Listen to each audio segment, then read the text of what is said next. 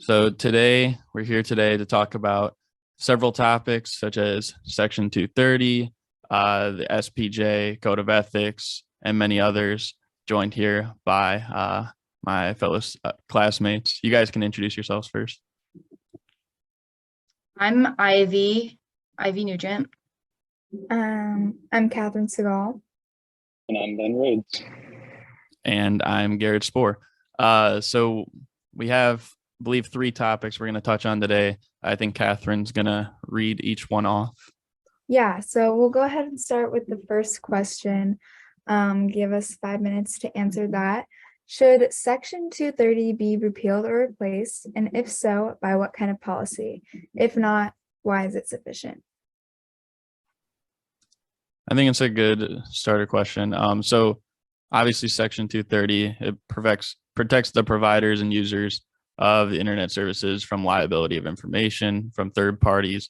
I mean, it's kind of hard. Obviously, it's such a vague thing that I feel like it's very difficult to make it replaced or repealed. Now, that would probably be the ideal scenario, but it's like you're not going to do something that's going to fit the guidelines and, shut all this stuff down off social media. So I just don't think it could be like replaced or repealed unless, the requirement of like turning off third party accessibilities was taken by all these websites, which I mean, most of them can do. So I guess that's kind of on them. But I don't know, maybe like implement something. I wouldn't really say a law per se, but maybe implement something on social media platforms where you can post like a 10-minute review or something, like so that they can actually verify like, okay, this stuff is allowed to go public. But that's kind of just what I think. I don't know about you guys though. I agree with that. Obviously, the social media has changed a lot since this was put in place. Section 230 was made in the Communications Act of 1996. So we've seen a lot of changes with the internet. And in some ways, I do believe that it should have some sort of change made to it to reflect how the internet is being used right now. However, it can be difficult to do that because the law was initially made so it would protect the innovation of the internet, and people don't like when their freedoms are taken away from them. So finding a way to kind of maybe add another provision to that could help, but also I could see a lot of pushback if people were to do that. Right. I definitely agree with that. I feel like no matter what happens, like if it were to be changed or even like dismantled or anything, people would probably have an issue with it, and there would definitely be like a lot of people who weren't on board with it. So I think is like kind of like a touchy thing where it's kind of hard to kind of like put your finger on like what exactly to do about it, because I do agree that there needs to be some changes to it considering the digital age that we're in, and the amount of information that's out there on the internet. I think that it's really hard to really like, again, like put your finger on what needs to be done about it, but I definitely think something should be done. I don't know if I'm like articulating it well, but yeah. Yeah, Ben, what do you think? I definitely agree. This thing came out 26 years ago, and since then, social media and technology in general has just exponentially grown. And it's just kind of crazy that we haven't made like changes to something that's 26 years old when the technology is so different and used in so many different ways. Mm-hmm. But Yeah. I think maybe we could start doing like small changes and like test the water so like the public could like react to it. Because I don't think like if they just got rid of the entire thing and redid it, that would definitely cause like controversy. Absolutely. Yeah. I feel like there really isn't a lot of liability for offensive content on social media, and like that has caused a problem because like it has given a lot of people, I think, almost too much freedom when it comes to like expressing themselves. Mm-hmm. to the point where it's been hurtful toward others. Yeah, agree. I agree with that as well. Do you think that like if there were to be a provision made, it would stifle innovation, like by putting more control on social media? I don't think. I mean, I don't really know though. It's just I feel like since the world's always changing, innovations are always being made, you know, we do live in like a capitalist society. So, things are always changing and trying to become again like more innovative.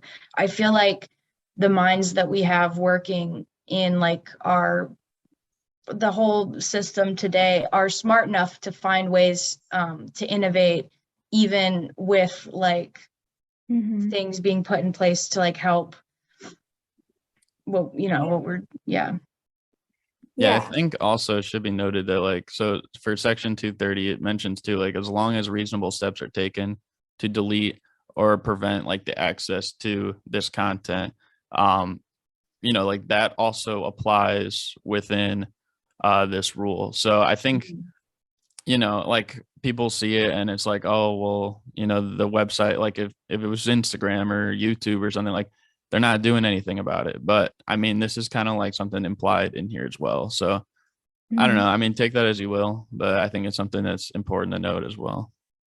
Okay, so we've reached the 5-minute mark for the first question. I'm going to move us on to the second one, which is using the SPJ Code of Ethics as a model, discuss what a social media code of ethics should consist of. Personally, I believe that a social media code of ethics should consist of media literacy, and kind of being aware of a user's power, as well as being aware of how media can affect people's lives. And just like understanding the process of social media would be something that I think people should educate themselves on before they use social media. That's a very good point. I feel like a lot of people go into, I mean, like personally, I first got like social media when I was like 10, and I did not know any of like the responsibilities that came with it and like the power that you have with it. So I think that is like definitely a good point that I hadn't really even thought of. Yeah. I think too, like, I mean, when we get to it, we're gonna touch on the privacy aspect, but like in terms of like just free speech, like I think people go on social media and they think that they have, like they can kind of be totally themselves and kind of like free ball whatever they want to say. And that's fine to an extent. I mean, I'm even from like the lectures, like when he was talking about how Bono, that in that one incident where he accidentally, said an expletive. Oh my gosh, I cannot speak today. He dropped an F-bomb on live TV, but it's the context I think that goes behind it. Obviously, that's stronger regulations than social media, but I think in the context like of social media, like something like that would be fine. It just goes to the point where it becomes like maybe derogatory speech directed at somebody or something like that, or something that's obscene, then it crosses a line, and that's something that really should not be put on there. Yeah, I kind of went off of that a little bit by saying another thing would be blocks on hate speech, because but that's a whole nother thing, because hate speech is somewhat protected under the First Amendment, but I feel like on social media, it gives people almost too much power to say kind of whatever, and it can cause a lot of problems. Yeah, I think a lot of people really like the fact that there's, the anonymity of it, and that they feel like they can just say what they want because they, it's behind a screen. So yeah, I definitely agree that there's something, got to be done about that, because I know that it's like protected, but I'm also like, on the other hand, it's like, there are people behind the other screen too. I don't know. I don't feel like I'm articulating this well, but I think you understand what I'm trying to say. Yeah. Right. I mean, I was just gonna say too, like I was also thinking about this, like in the sense where, adding on to it, like kind of how when people repost content or like retweet something, like I wonder if like the social media code of ethics per se should it have something where it's like acknowledgement to reposted content, where it's like, because that's something that applies to the actual, journalism code of ethics where like plagiarism, right? Like I wonder if that should qualify here as well. I know it's kind of like a different Mhm. field that we're talking here, but I mean, Mhm. I thought that was kind of something interesting. Yeah, I feel like there's really a lot that you can add if we were to make a code of ethics, taking accountability for what you post, thinking twice before you post, all of those things. Giving recognition to users could be things that we could add, but we're kind of coming to the 10-minute mark. So do we want to kind of shift to the third question, which is, does our generation value privacy? We should, but I also, Ben hasn't said anything, so I think we should give him like a little time to put his thoughts on this question. Yeah, what do you think? I can go real quick. 2 points I had from the original code that I thought could be really good to add were, and we kind of touched on this already, was one was to provide context. I feel like context is really important. Without context, you can like shift a story a certain way to make it untrue, but it's still like legal to do that because you just didn't provide context. So I feel like providing context is a major one that should be added, and then taking responsibility for accuracy of work. So it kind of gets into freedom of speech, but like fake news in a sense, like it should be regulated to a point on social media. Yeah, I agree with that. that's true. So I guess I'll jumpstart us into the privacy aspect. I think, well, like you said, Ivy, like it's kind of hard. Like it's a really hard thing for a collective society to all abide by. Um, I think we probably don't value privacy the way that it should be. I'm sure, at some point in time, like everyone, for an example, everyone's probably like stalked somebody's page, whether it was a friend or a family member or a celebrity.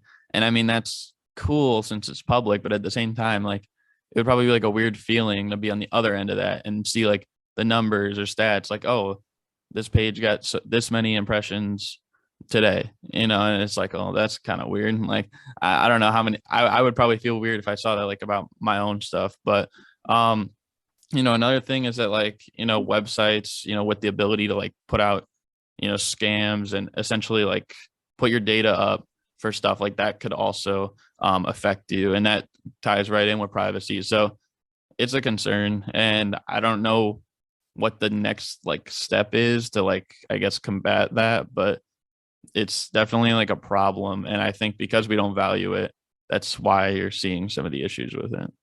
It's true. I mean, just like I think a lot of people our age and other ages as well, um, I feel like a lot of us put a lot of things on social media about our private lives, like that you don't necessarily like. I don't know, like I've seen like videos of people like crying and like, the Finsta stuff where like we would create the fake Instagram and it would just be like things that we wanted to say and like rant on that. I feel like to an extent, like our generation, like people our age, don't necessarily give ourselves a whole lot of privacy. Mhm. But I don't know if that really applies to this, but I do think that since the question was like that he felt that he didn't think that we necessarily, or what was the question was It's, what? does our generation value privacy? Yeah. And I think that we do in some aspects of it, but in a lot of others we do not, and we don't necessarily look at the consequences that can come from us like putting all of our information out there in our like bios and stuff. We have like our name and our age and the school we go to and like that kind of thing. So I And think not to only some that, like paparazzi and that Oh, TMZ, yeah. like that kind of journalism is literally built to exploit people and expose their lifestyles, which doesn't value privacy in any True. way at all. Obviously, like some of those people are in public places and therefore TMZ has the right to record, but it's just an ethical thing. And I feel like just with the rise of public figures and public figures on social media, there has been a consensus of not valuing privacy. And then now we're seeing that not only in public figures, but in normal people not valuing their privacy as well. I want to give Ben a little time to say kind of what he feels before we wrap up. Yeah, I feel like people like they care, but they forget to care sometimes. Like if you look how much information the big companies like Google and Facebook are taking from us, they have entire facilities that are dedicated just to storing information. And when you start thinking about like that, it gets kind of scary and you start to like wonder if there's something we should be doing. But I feel like we're just so addicted to the technology that it's hard to remember to worry about privacy sometimes. And I feel like there should be steps to like address the public of like really telling the public how much information companies take and where they do what they store with it, who they're selling it to, and stuff like that. Yeah. Mhm. So I feel like we all kind of came to the conclusion that we agree, like our generation doesn't really value privacy. I felt like we could have talked forever about that stuff. Like there was a lot to cover, but that was like the 15 minutes. And yeah, there's a lot of good information in there. There's a lot to discuss and a lot of different viewpoints, but I feel like we generally agreed on a lot of Yeah. the same things. Yeah. No, I agree with that too. All right. So that concludes our debate then. Cool.